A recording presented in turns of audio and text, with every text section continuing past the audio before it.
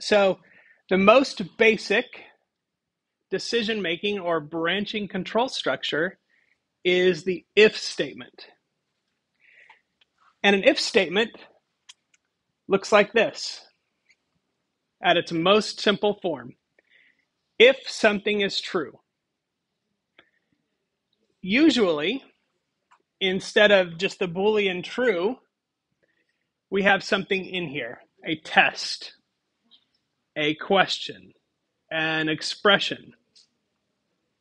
Now remember, back to our last discussion when we talked about how things convert to Boolean values. Do you remember that?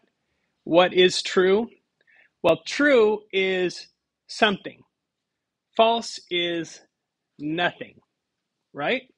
So if I put the number 1 in here, that would also evaluate as true.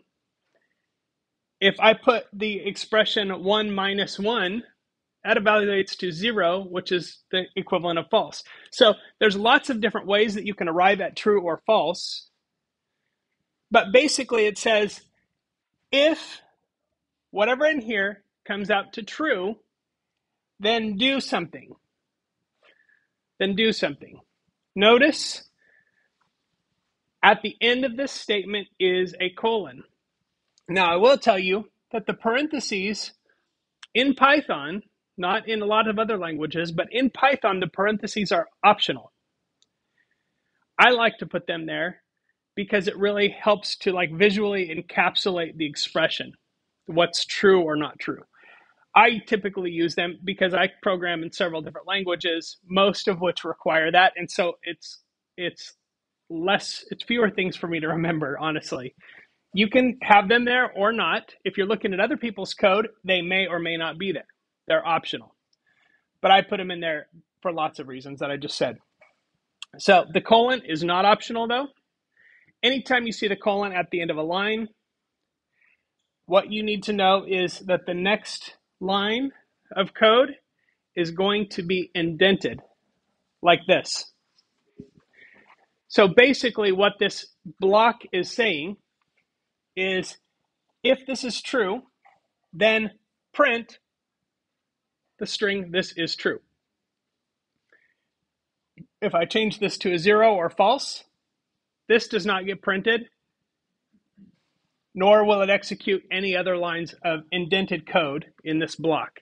So whatever is indented below this until you reach an unindented line all belongs to this, and it all gets done if it's true. If it's not true, it gets skipped down to the next unindented line where it picks up and continues to work. So if I have another print statement that's not indented, it will always execute that whether or not that's true. Everybody tracking? But make sure that your indentations are consistent. I would recommend using a single tab for your indentation, not spaces. Because if you are in the habit of using 4 spaces here to indent, then eventually at some point you're going to have a line where the next line down you mean 4 spaces and you do 5 spaces and you just don't notice. Well, that will crash your program. Python cannot cope with that. Everything in this block needs to be indented the same way. And it will get you. But if you use tabs only to indent, then you're safer because 1 tab versus 2 tabs, there's a big visual difference there. But the indentation thing is important, and it's a little bit complicated. It takes a little getting used to. So you just kind of want to watch out for that. So let's take a look at, before we move on to comparison operators, I want to just take a look at this in code.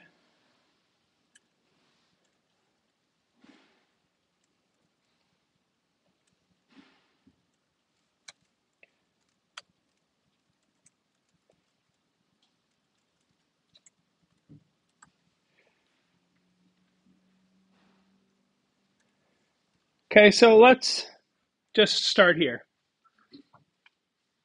Will it print?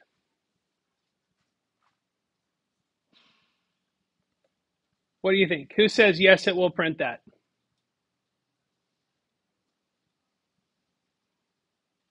Who says no, it will not print that?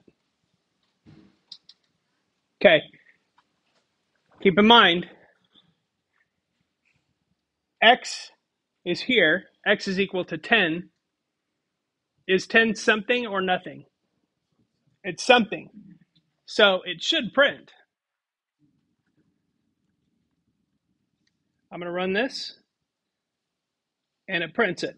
Okay, now,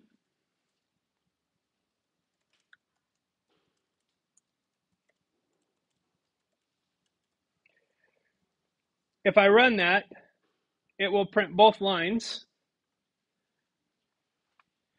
This one because it's true, this one because it's in the main level of indentation. So no matter what, this one always gets printed, because even if I set x to 0, which means this one doesn't get printed, it will skip the rest of this block and go to this line.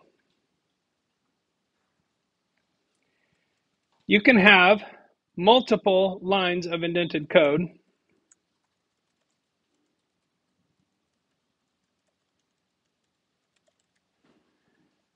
Okay, so everything in this code block will get executed if this is true.